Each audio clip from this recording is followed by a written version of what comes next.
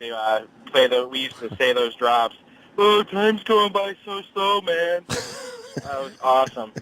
But he's an MMA trainer. I don't think he appreciates that, and he's gonna fuck you up. No. No, not really. He just told us to. He'd get a little laugh out of it too. Right on. Yeah, that's a very funny clip. Yeah, it is.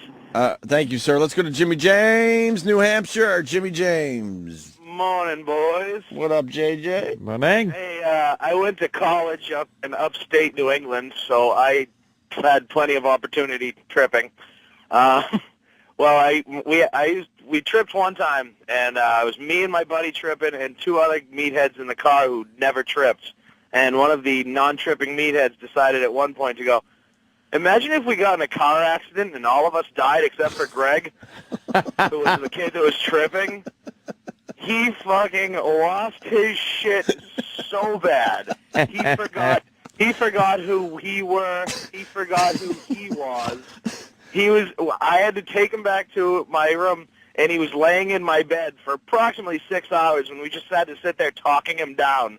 It was the worst thing ever. That's a fucked up thing to say. Yeah, you just can imagine that. Well, I got another quick one for you. Sure. I was tripping, and my parents called, and, it's a normal rule in the house that if, you're tripping, you don't answer phone calls.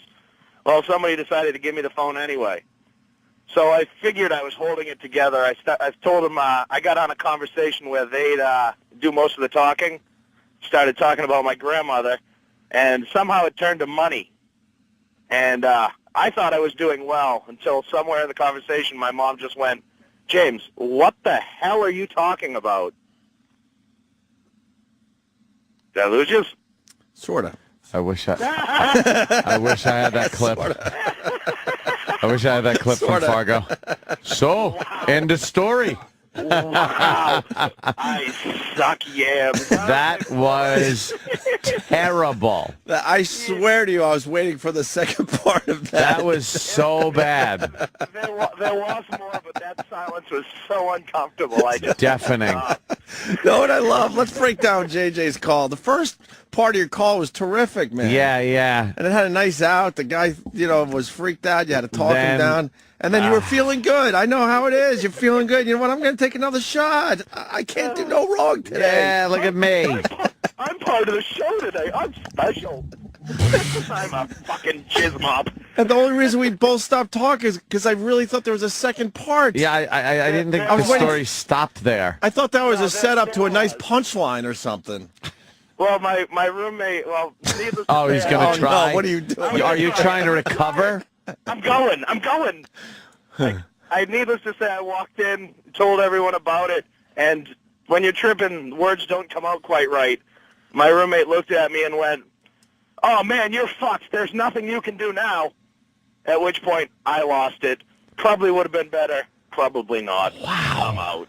Holy shit. You are really just fucking... I think you got to change your name if you want to call the show again. All right, JJ, get out of here. Pete in Delaware. Pete. Yo, what's up, boys? Hey, man.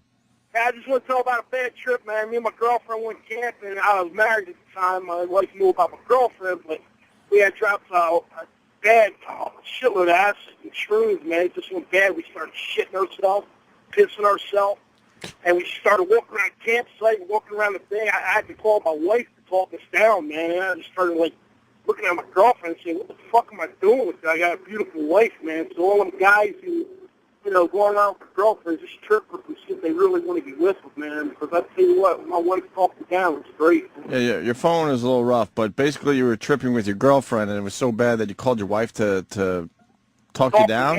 Yeah. Man, I told my girlfriend dead, man. She just sat in the car and shit her pants and pissed her pants. It was so bad, man. I've noticed it's very difficult for people to really convey a tripping story. They remember it one way, and then they try to talk about it, and it just isn't really coming out the way it should. It's coming out like shite.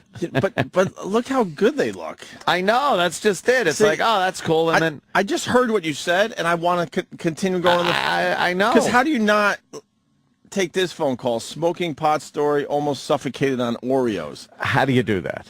We have to fucking... Now I'm curious. All right, good. Darren in New York. Darren.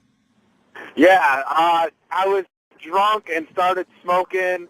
The night was going on and on. I just remember stumbling around the room, getting horrible, crazy munchies. Started on a bag of Oreos, and all of a sudden, all went downhill. I was sitting in bed. And I remember there's just that suffocating feeling when you have Oreos. You feel like you can't breathe because your mouth is so caked with Oreos. And I just one at a time, dude. Really? I was so hungry.